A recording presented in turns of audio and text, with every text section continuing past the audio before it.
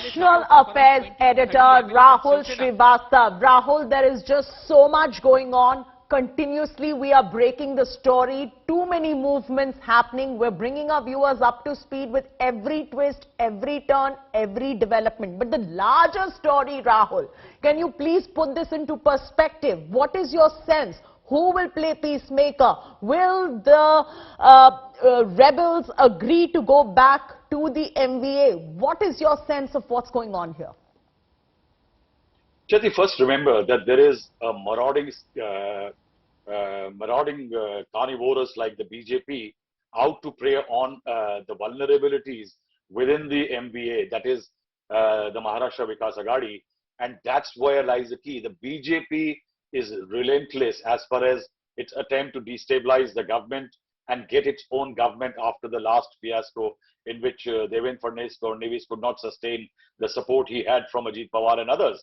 Now, what is happening is that within the Shiv Sena, there is a major crisis brewing. Now, what has happened over the last few years with the Uddhav Thackeray leading the government is that one is his style of functioning, where because of health reasons and others, he doesn't come to office. MLAs and MPs find it very difficult to meet him. On the other hand, if you see a Sharad Pawar, for example, he's also a senior leader, crossed 70. But still he is accessible to his own leaders and MLAs, whereas there is a problem with Uddhav Thackeray.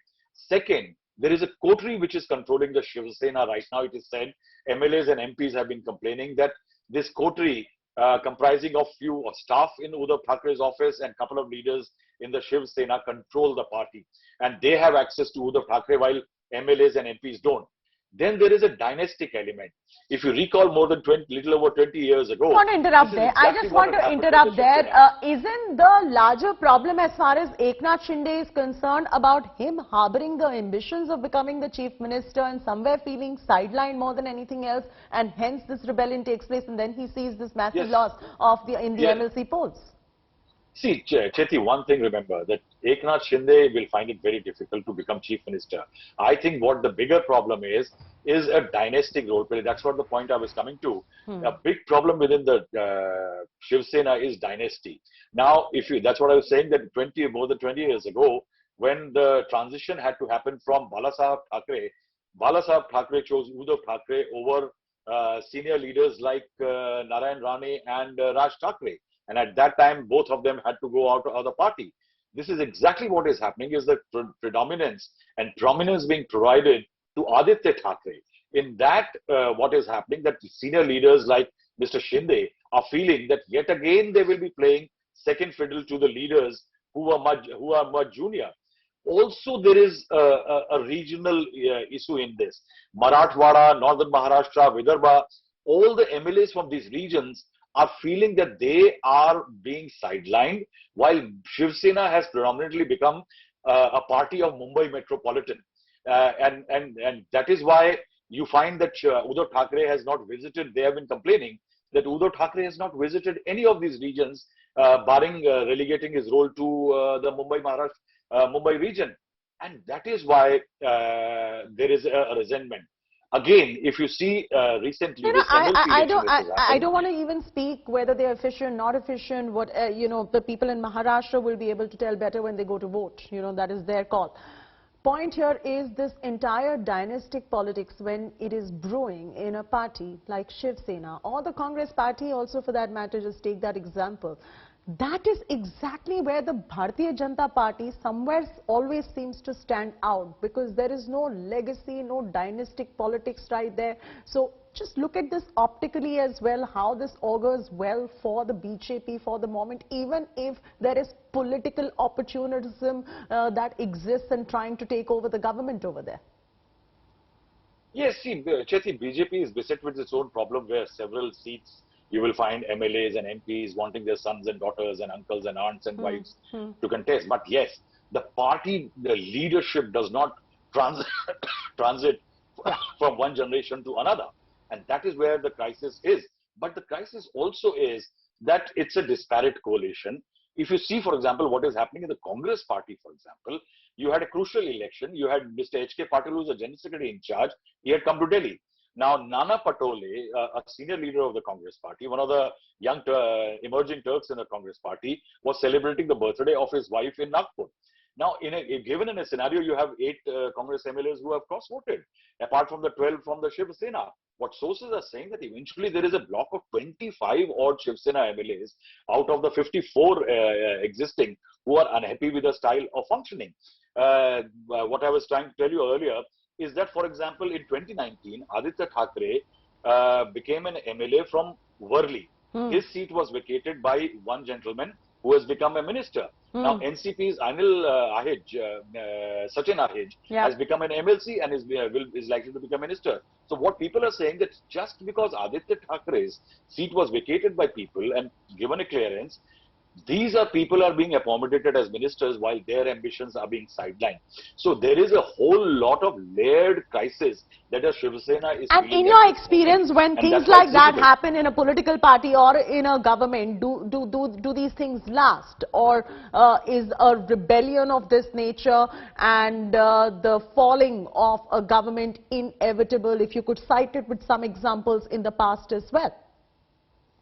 You see, there have been several instances where a political party, ambitions start growing, and one of the most critical being the manner in which the BJP wrested control of Madhya Pradesh. You had a Jyotiraditta Scindia who had his own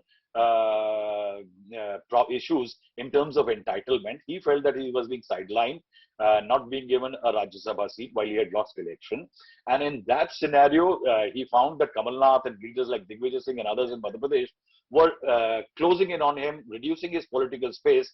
And for political survival, he took away certain MPs, MLAs in Maharashtra, Madhya Pradesh. They resigned and they came back, and eventually the BJP came back to power.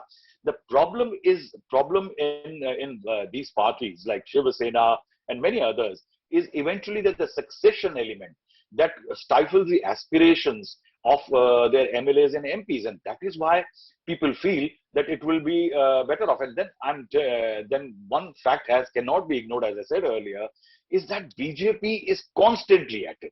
BJP has the power, BJP has the agencies, BJP the money power. And what's interesting is that Bharatiya Janata Party has not given up ever since this government came into power. If you see the dynamics of how politics is playing out in Maharashtra as well, outside of the year of COVID, they have always wanted to take power back. Because Maharashtra Sheti is critical for the BJP. Remember, it is one of the states where the BJP for 30 odd years were fighting under the banner of the Shiv Sena. It was Bal Thackeray who ensured that the BJP remained a player in power in the state, but always under the Shiv Sena. In the last 10 years, we have found that the BJP has discovered the new stride, in which that strident Hindutva, Narendra Modi factor and several others have eventually led the BJP towards a unification of votes, which has made the BJP a senior player even to the Shiv Sena. And that's the space that the BJP doesn't want to lose. In a Devendra Fadnavis, it has a young, dynamic leader who can become a prospect for the future. And Maharashtra, remember, is the citadel of the Brahminical Hindutva thought, where all the Chitpavan Brahmins coming from Nagpur who have run the RSS. And that is why Maharashtra is extremely critical for the BJP to gain control of. And remember, it's one of the largest Lok Sabha controlling seats in the country after Uttar Pradesh, West Bengal and others. That is why Maharashtra is critical.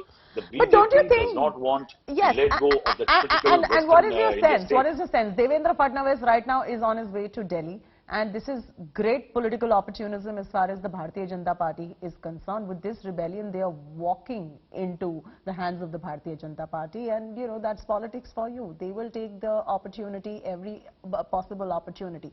But do you feel, and the names are out in terms of who are the rebel MLAs with Eknath Shinde as well, do you think there is any scope of truce between Eknath Shinde, his rebel MLAs and the Thackeray Sarkar?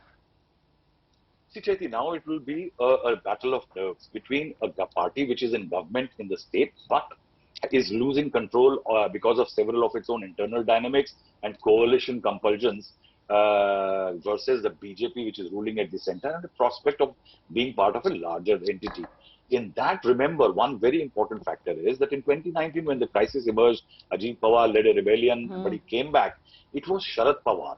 Sharad Pawar, will he be interested in having a very strong Shiv Sena or reduce a battle for the opposition between the Congress and the NCP, in which the NCP becomes the dominant player, because Sharad Pawar is Sharad Pawar. That because Ajit Pawar was the NCP and he was playing, of course, peacemaker, kingmaker, whatever you want to call it, because there were NCP leaders involved and, he could keep the flock together. And right now also there is no doubt on whether it is going to be Sharad Pawar who will be able to pull this off or not. But here the leaders are Shiv Sena loyalists. So how much control can a Sharad Pawar also have on the loyalists of Shiv Sena like Eknath Shinde and the others? See, it's not a matter of loyalist Sharad Pawar wielding influence. It's a matter of bargaining power. A state government, a party in power always had certain deep pockets as far as political tricks is concerned. But that, what I was trying to say is that the Rubicon has been crossed compared to 2019. This time these people have cross-voted and then gone into a BJP-held territory for protection. And that is why I say that this crisis is slightly worse than last time around, because last time around Ajit Pawar found it difficult to get MLAs on his side because Sharad Pawar could pull the strings. This time it is Shiv Sena and the leadership is in question. They are rebelling against Uddhav Thackeray. And that is why, can Uddhav Thackeray wield that kind of influence as Sharad Pawar does over NCP MLAs is one fact to be counted. And in that, I think Sharad Pawar's role becomes slightly lesser compared to the last time around, because this time around it is Uddhav Thackeray who has to put the house in order, not Sharad Pawar.